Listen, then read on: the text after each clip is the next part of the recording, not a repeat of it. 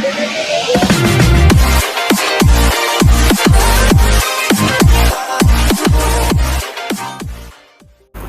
Morning students, I hope आप सब बहुत अच्छे होंगे। इस समय आपको पता है कि सभी इंस्टीट्यूट क्लोज़ हैं, इंस्टीट्यूट में हम आपको पढ़ा नहीं पा रहे हैं। तो इन वीडियो के माध्यम से आपको मैं अभी तक क्लास 10th के कुछ चैप्टर्स हैं जो करा रहा हूँ मैं, तो कुछ चीज़ें देखकर बड़ा अच्छा भी लगा कि अभी तक 2 वीडियोस मैंने डाली है, एक्सरसाइज 1.1 और कॉन्सेप्ट बेस्ड। बहुत सारे बच्चों के अच्छे रिस्पॉन्स आ रहे हैं, बहुत सारे बच्चे सेपरेट कॉपी में उस चीज़ को करके चेक करा रहे हैं पर्सनली व्हाट्सअप करके। तो आप भी डेली बाय डेली का जो भी वर्क हो रहा है उसको बिल्कुल सीरियस होके उसे पढ़ते रहो और उसको देख के आप अपना एक सेपरेट कॉपी में ये सारा वर्क करते रहो। हमारी ये कोशिश है कि आपकी पढ़ाई का कोई भी लॉस ना हो ड्यूरिंग दिस लॉकडाउन, कोई भी पढ़ाई का आपका लॉस ना हो। आज बात करते हैं एक्सरसाइज 1.2 का क्वेश्चन नंबर 4। इससे पहले मैंने आपको बच्चों क्वेश्चन नंबर 1, 2, 3 इन तीनों के बारे में अभी लास्ट वीडियो में मैंने आपको बता रखा है कि कैसे कैसे 1, 2, 3 करना है। क्वेश्चन नंबर 1 जो है वो आपका फैक्टर निकालने का था। क्वेश्चन नंबर 2 जो था आपका एचसीएफ एलसीएम दोनों निकालना था और वेरीफाई भी करना था। तो वेरीफाई के लिए फॉर्मूला मैं ऑलरेडी दे चुका हूँ कि product of HCF multiply by is equal to product of आपका numbers. Product of HCF into LCM is equal to product of numbers. ठीक है, तो क्वेश्चन नंबर 3 भी उसी पे बेस्ड था। अब बात करते हैं हम एक्सरसाइज 1.2 का क्वेश्चन नंबर 4। एक्सरसाइज 1.2 का क्वेश्चन नंबर 4 की बात करते हैं। सबसे पहले मैं रीड करके इस क्वेश्चन को आपको बता देता हूं ताकि आपको क्वेश्चन देखने में कोई दिक्कत ना हो। Given that HCF of 306 and 657 is equal to 9, find the LCM of 306 and 657। ये जो ब्रैकेट के फॉर्म में लिखा है, आप इसको रीड करने का जो वे है ना वो ध्यान से सुन लो। एचसीएफ ऑफ 306 एंड 657 यानी कि एचसीएफ आपको गिवन है 2 नंबर्स का 9 है और आपने एलसीएम निकालना है। तो जब एचसीएफ और एलसीएम का रिलेशन आए तो आपको याद होना चाहिए कि आपको relation between HCF and LCM वाला कॉन्सेप्ट पता होना चाहिए।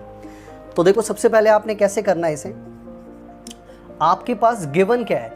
आपके पास गिवन है एचसीएफ 306 एंड 657 का 9 आपके पास गिवन है और आपने निकालना क्या है? एलसीएम निकालना है। इनका एलसीएम निकालना है जो कि आपको नहीं पता। क्वेश्चन मार्क दे दिया मैंने, नहीं पता आपको। अच्छा, वी नो दैट कि product of HCF multiply by LCM is equal to product of numbers.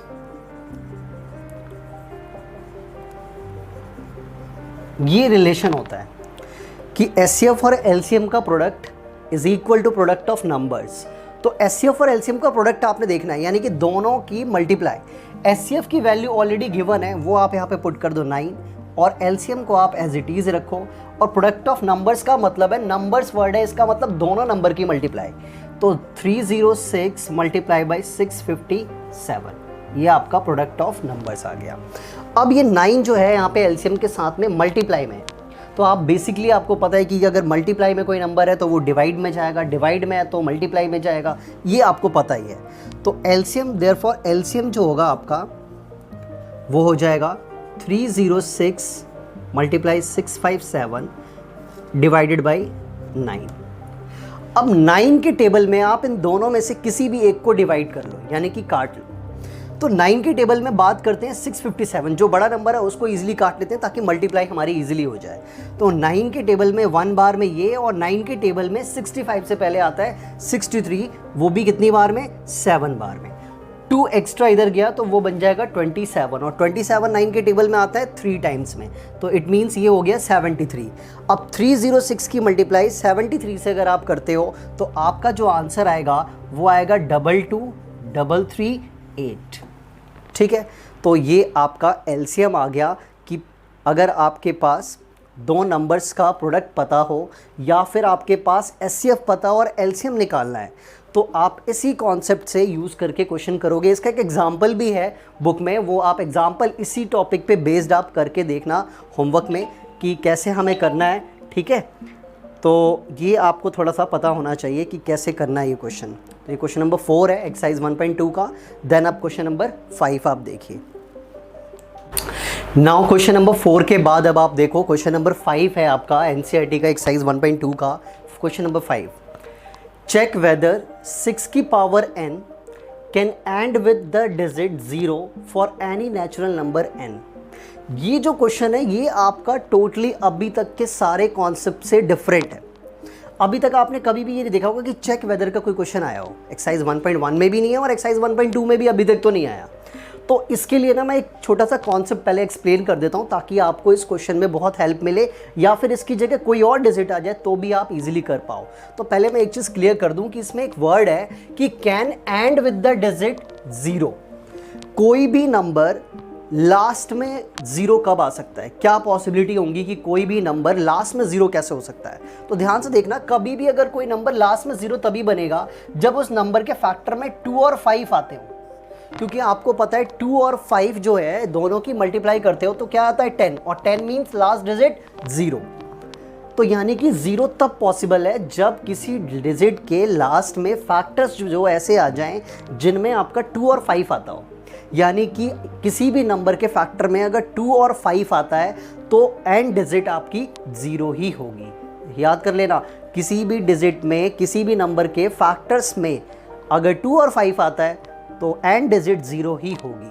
तो इसी पे बेस्ड ये क्वेश्चन है हमारा। तो आप जरा ध्यान से देखो कि इसे करते कैसे हैं। कॉन्सेप्ट तो क्लियर कर दिया मैंने। ये सबसे पहले हम ये लिख लेंगे कि ये क्या है, 6 की पावर n है। इसके बाद आपने क्या करना है, फैक्टर्स ऑफ 6 की पावर n के क्या फैक्टर्स होंगे। तो आपने n के फैक्टर नहीं निकालने हैं, आपने नंबर का फैक्टर निकालना है। तो नंबर का फैक्टर कैसे निकलेगा, यानी कि 6 किस किस के टेबल में आता है। तो 6 आता है आपका 2 × 3 की टेबल में आता है और बाहर में n लिख दिया हमने। इसे देखो लिखने का भी तरीका इस तरीके से ब्रैकेट में करके आप लिखोगे कि 6 को हमने क्या ब्रेक करा, 2 × 3 और पावर आपकी n है। अब पावर जो है वो दोनों के लिए, जब ब्रैकेट होल ब्रैकेट के बाहर में है तो पावर दोनों की मिलेगी, दोनों को ही मिलेगा पावर। तो 2 की पावर n और 3 की पावर भी n। अब एक तो आ गया 2 की पावर n और एक आ गया 3 की पावर n। बट मैंने अभी जस्ट बताया कि अगर आपने can and with the digit 0 करना है तो 2 और 5 होना चाहिए, बट यहाँ तो 3 आ गया। तो इसका मतलब ये है कि ये फिर पॉसिबल नहीं है। यानी 0 लाने के लिए 5 होना चाहिए था। सिर्फ 2 से काम नहीं चलेगा या फिर सिर्फ 5 से काम नहीं चलेगा, 2 और 5 दोनों होना चाहिए। तो इसका मतलब ये है कि देयरफॉर 6 की power n can not and with the digit 0 for any natural number n। बहुत सिंपल क्वेश्चन है। आपने पहले नंबर लिखना है, फैक्टर्स लिखने हैं, और अगर 2 और 5 के टेबल में आते हैं तो येस होगा, और अगर वो 2 और 5 के टेबल में नहीं आता है तो आपने यहाँ से क्या कैन की जगह बस कैन नॉट लिख देना है, बाकी सारा स्टेटमेंट कॉपी कर देना है। अगर सपोज करो 6 की पावर n की जगह पे बच्चों आपके पास अगर आ जाता है यहाँ पे 12 की पावर n या 15 की पावर n, तो भी ये क्वेश्चंस बिल्कुल सिमिलर ऐसे ही होंगे। आप एग्जाम्पल देखना और बाहर भी कुछ आपको क्वेश्चन मिल जाएंगे तो वहाँ से भी आप देखोगे तो ये बिल्कुल सिमिलरली ऐसे ही होंगे। आप इसे ट्राई भी कर सकते हो, ठीक है। तो ये आपका क्वेश्चन नंबर 5 है, इसे आप नोट डाउन कर लीजिए। नाउ क्वेश्चन नंबर 6 एक्सरसाइज 1.2 का। अभी मैंने आपको क्वेश्चन नंबर 5 कराया है, अब क्वेश्चन नंबर 6 देखो आप। Explain why 7 × 11 × 13 + 13 and 7 × 6 × 5 × 4 × 3 × 2 × 1 + 5 are composite number. Explain करना है कि ये जो नंबर है, देखो एंड बीच में है ना, एंड लिखा हुआ है। एंड से पहले आपका एक पूरा ये पार्ट है और एंड के बाद आपका ये कि पूरा एक पार्ट है। तो ये पार्ट पहले हम शो करेंगे कि कैसे ये कंपोजिट नंबर है, और फिर ये वाला पार्ट भी शो करेंगे कि कैसे ये कंपोजिट नंबर है। तो देखो बच्चों, कंपोजिट नंबर की बात आती है तो कंपोजिट नंबर का कॉन्सेप्ट है ना, मैंने कॉन्सेप्ट वाली वीडियो में आपको समझा रखा है कि फंडामेंटल थ्योरम ऑफ अर्थमेटिक वाला जो कॉन्सेप्ट था वो बिल्कुल कंपोजिट नंबर पे बेस्ड है। कि कोई भी कंपोजिट नंबर उसको हम प्रोडक्ट ऑफ प्राइम फैक्टर के फॉर्म में ब्रेक करके लिख सकते हैं। तो ये उसी कॉन्सेप्ट पे बेस्ड है, ध्यान से देखना। पहले फर्स्ट पार्ट ले लेते हैं। 7 मल्टीप्लाई 11 मल्टीप्लाई 13 प्लस 13 है। इस वाले पार्ट में आपने क्या सोचना है कि देखो यहां तक तो मल्टीप्लाई का साइन है, बट उसके बाद प्लस और 13 आ गया। इसका मतलब यह है कि प्लस से पहले वाला एक नंबर है और प्लस के बाद वाला एक नंबर है, ये पूरा एक ही नंबर मानेंगे हम। इनको मल्टीप्लाई करोगे तो आपकी एक ही सिंगल डिजिट आएगी। इट मीन्स ये आपके पास एक नंबर है और एक नंबर ये है। तो इन दोनों तरफ क्या कॉमन है, तो आपने पहले इन दोनों तरफ में से जो चीज़ कॉमन है उसको कॉमन लेना है। तो देखो दोनों साइड 13 क्या दिख रहा है, कॉमन है। तो आप 13 कॉमन ले लोगे। जैसे ही कॉमन लोगे 13 तो आपके पास क्या आएगा, 7 × 11 मल्टीप्लाई 1 प्लस 1। 13 में से 13 कॉमन आया तो 1 और यहाँ से भी ये 1 आ गया है। अब आप ब्रैकेट के अंदर आप सॉल्व कर लो, क्योंकि आपको पता है बोर्ड मास के अकॉर्डिंग पहले ब्रैकेट ही सॉल्व होता है। तो 7 × 11 और 11 × 1 यानी कि 77 हो जाएगा आपका ये, और प्लस 1। तो 13 और इनको प्लस करके 78 आ गया। अब आपके पास ये देखो दो नंबर आ गए मल्टीप्लाई के फॉर्म में। तो 78 थोड़ा सा बड़ा नंबर है, क्यों ना हम इस नंबर को थोड़ा सा क्या करें, और ज़्यादा प्रोडक्ट में फॉर्म में एक्सपैंड कर दें, एक्सप्रेस कर दें। तो 13 मल्टीप्लाई बाई, इसको जब ब्रेक करने जाओगे तो यह आएगा 13 मल्टीप्लाई बाई 6, यानी कि ये नंबर आपका इस तरीके से ब्रेक हो गया है। अब ये पूरा एक ही नंबर है, क्योंकि देखो मल्टीप्लाई के फॉर्म में है तो इनको मल्टीप्लाई करोगे तो एक ही नंबर आएगा, तो आप उसे एक ही नंबर मानोगे। अब आपको बोला गया कि क्या ये जो रिजल्ट आया है, ये जो आंसर आया हुआ है, क्या ये आपका कंपोजिट नंबर है? तो यस, बिल्कुल आपका ये कंपोजिट नंबर है। ये जो नंबर है वो आपका कंपोजिट नंबर है। तो आपने क्या लिखना है कि yes 7 × 11 × 13 plus 13 is a composite number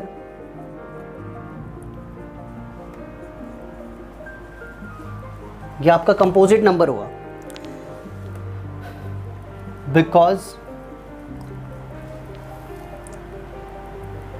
because its factors are more than 2। Composite number के फैक्टर हमेशा मोर देन 2 आने चाहिए। 2 से ज़्यादा कंपोजिट नंबर के फैक्टर निकलते हैं। सिर्फ 2 नंबर्स होते तो वो आपका प्राइम नंबर कहलाता, बट यहाँ देखो 2 नंबर से ज़्यादा इसके प्रोडक्ट में आंसर आया हुआ है, 1 2 3। तो 2 से ज़्यादा अगर आ रहे हो तो वो आपका कंपोजिट नंबर कहलाता है। इसलिए हम इसे क्या लिखेंगे कि ये नंबर हमारा कंपोजिट नंबर है, because its factors are more than 2। More than 2 factors हो तो वो हमारे कंपोजिट नंबर कहलाते हैं। तो ये इस क्वेश्चन का ये वाला पार्ट मैंने इधर सॉल्व कर दिया है। सिमिलरली बिल्कुल ये वाला पार्ट भी ऐसे ही होगा, बट पहले आप इसे नोट कर लो कि ये वाला पार्ट कैसे करना है। आप इसे नोट कर लीजिए पहले।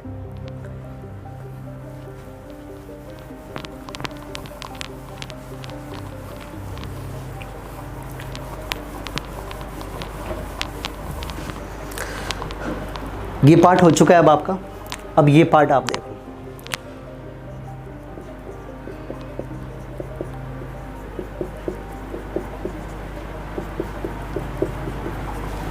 ये आपको देखने में बहुत बड़ा लग रहा होगा कि ये कैसे करेंगे हम। ये भी बिल्कुल सेम वैसे ही है। प्लस के यहाँ से लेके यहाँ तक में आप इसे एक नंबर मानोगे और प्लस के बाद में इसे आप एक सिंगल नंबर मानोगे। अब इन दोनों साइड में आपके पास क्या कॉमन है, तो दोनों साइड में क्लियरली दिख रहा है कि 5 कॉमन है।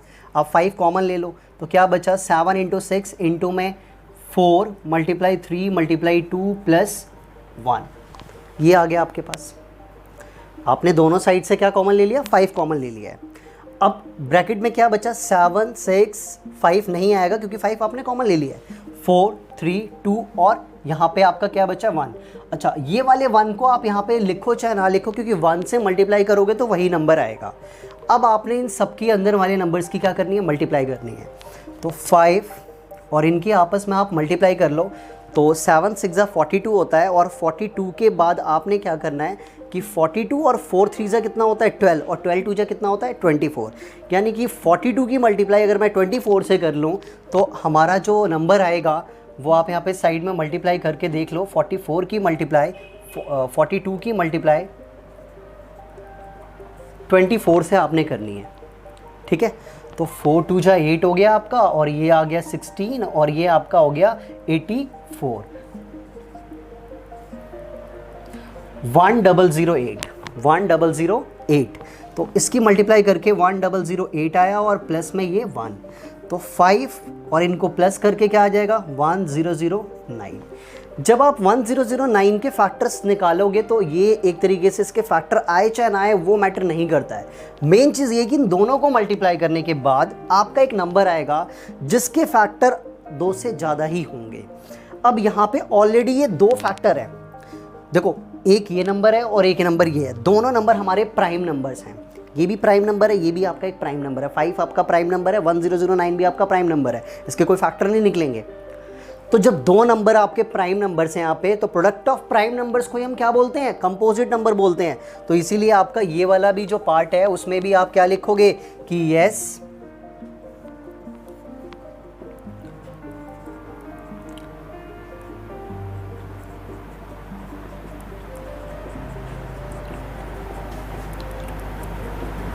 is a composite number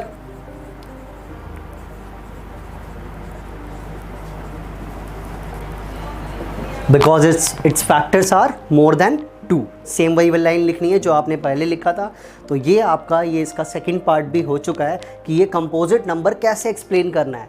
दोनों के लिए मैं एक ही चीज़ बताना चाहूँगा कि आपने जब भी कभी ये क्वेश्चन आए तो आप प्लस का साइन देखा करो, प्लस के साइन से पहले और प्लस के बाद साइन के बाद दोनों में जो नंबर कॉमन दिखे पहले आप उसे कॉमन लो, फिर ब्रैकेट वाले को मल्टीप्लाई करो, फिर आप उसको ऐड करो, ऐड करके आपके पास 2 नंबर्स आएंगे और वो दोनों नंबर्स आपके 1 के अलावा होंगे। तो इसका मतलब the product of 2 prime numbers are composite number ही होता है। तो इसीलिए ये क्या आ गया आपका कि ये कंपोजिट नंबर है। तो ये आपका क्वेश्चन नंबर 6 इस तरीके से कंप्लीट हो चुका है। नाउ क्वेश्चन नंबर 7 एक्सरसाइज 1.2 का। इस क्वेश्चन में जाने से पहले आप जरा एलसीएम के आइडेंटिफिकेशन वाले कॉन्सेप्ट को जरूर वीडियो में देख लेना, पहले वाली वीडियो में, कॉन्सेप्ट वाली वीडियो में। नाउ क्वेश्चन देखो क्या है। There is a circular path around a sports field. Sonia takes 18 minutes to drive 1 round while Ravi takes 12 minutes for the same. They both start at the same point and the same time. After how many minutes will they meet at the starting point? कितने देर बाद वो दोनों आपस में एक साथ मिलते हैं। देखो क्वेश्चन ये है कि एक सर्कुलर अराउंड स्पोर्ट्स फील्ड है जिसमें एक राउंड कंप्लीट करने के लिए सोनिया जो है वो 18 मिनट लेती है, जबकि रवि जो है सेम फील्ड को राउंड लगाने में, एक राउंड लगाने में रवि जो है वो 12 मिनट्स लेता है। तो आफ्टर हाउ मैनी टाइम्स, कितनी देर बाद वो दोनों के दोनों आपस में एक जगह मिलेंगे। ये बहुत ही अच्छा क्वेश्चन है। इस टाइप का क्वेश्चन आप 2-3 क्लॉक्स को लगाकर भी देख सकते हो कि एक क्लॉक में अगर आप 1 सेकंड की जो निडल है उसको आप 5 से स्टार्ट करो, एक को 10 से करो, एक को 15 से स्टार्ट करो और ये देखो कि कितनी देर बाद वो तीनों के तीनों जो हैं वो कब एक बार में एक पॉइंट पे कैसे मिलती हैं। ठीक है, तो उसी से रिलेटेड ये क्वेश्चन है हमारा।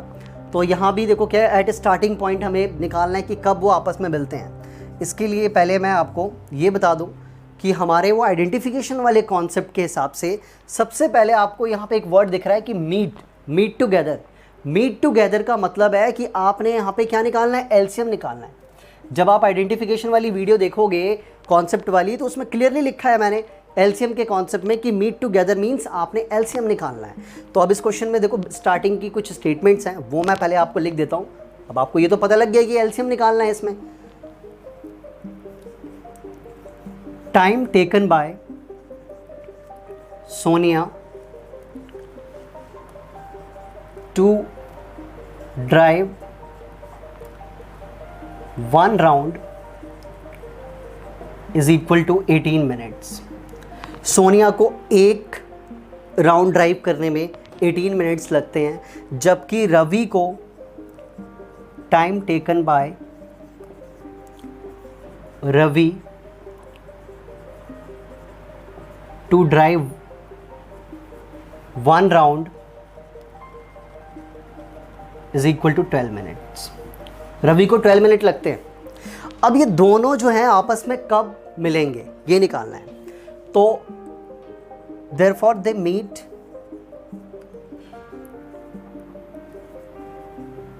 together is equal to LCM of 18 and 12 आपने इन दोनों नंबर्स का एलसीएम निकाल देना है। अब एलसीएम निकालना है तो आपको मैंने बताया था एलसीएम निकालने के लिए आपके पास सबसे बेस्ट मेथड जो होता है वो आपका कॉमन डिवीज़न है। कॉमन डिवीज़न वाले मेथड से अगर निकालोगे 18 और 12 का एलसीएम तो बहुत इजीली निकलेगा। और वैसे इसके एलसीएम का आंसर जो आएगा वो 36 आएगा। तो मैं आंसर यहाँ पे लिख देता हूँ कि इसका आंसर जो आएगा वो 36 मिनट आएगा। ठीक है, तो आफ्टर 36 मिनट दोनों सेम पॉइंट पे मिलेंगे। ये तो आंसर हो गया। इसको फाइंड करने के लिए आप क्या करना कि कॉमन डिवीज़न मेथड वाले से आप एलसीएम निकालना। कॉमन डिवीज़न मेथड मैं यहाँ पे कर देता हूँ। कॉमन डिवीज़न मीन्स दोनों को एक ही प्लेटफॉर्म पे लिखना है और क्या देखना होता है कि दोनों किसके टेबल में कॉमन कटते हैं। तो ये दोनों कॉमन की बात करूं तो 2 के टेबल में दोनों कटते हैं। तो 2 के टेबल में ये 9 बार में और ये वाला 6 बार में। फिर कॉमन नंबर से दोनों किसके टेबल में आते हैं तो 3 के टेबल में आते हैं। तो 3 के टेबल में 3 बार में और ये 2 बार में। बट अब ये 3 2 कॉमन नहीं आते हैं तो इट मीन्स आपने क्या करना है, देयरफॉर सबकी मल्टीप्लाई कर देनी है एलसीएम निकालने के लिए। LCM of 18 and 12 is equal to 2 × 3, इसकी इसकी इसकी और इसकी, मतलब इन सब की मल्टीप्लाई आपने कर देनी है और मल्टीप्लाई करोगे तो 36 मिनट आपका आंसर आ जाएगा। ये जो आंसर मैंने यहाँ पे लिखा है वो कैसे फाइंड हुआ है, वो यहाँ से फाइंड हुआ है। तो आप इसको आराम से देख लेना और ये उतार लेना आप। ठीक है, तो ये आपका क्वेश्चन नंबर 7 है। अब बच्चों आपकी एक्सरसाइज नंबर 1.1 और एक्सरसाइज नंबर 1.2 दोनों कंप्लीट हो चुकी है। बहुत अच्छे से मैंने 1 by 1 क्वेश्चन करा दिया है इन वीडियोस में। आप इन वीडियोस को देख के ये पूरे दोनों एक्सरसाइजेज आप सेपरेट कॉपी में करके मुझे चेक कराइए। व्हाट्सएप पे आप पर्सनली भेजिए इसे, मैं चेक करके आपको बताऊँगा। बहुत सारे बच्चे चेक भी करा रहे हैं, क्वेश्चंस कर रहे हैं। जैसे एक्सरसाइज 1.1 का एचसीएफ निकालने वाला जो क्वेश्चन था उसका बहुत सारे बच्चों के मेरे पास सॉल्यूशन आए हैं। कुछ की गलतियां भी थी, बहुत सारे बच्चों ने अच्छा भी किया है। तो आप भी चेक कराओ करा के और इसे आप कंप्लीट एक्सरसाइज 1.2 तक कर लो। आगे 1.3 की वीडियो मैं बनाकर आपको सेंड करूंगा। Okay, Tell me pretty lies, look me in the face, tell me that you love me, even if it's fake.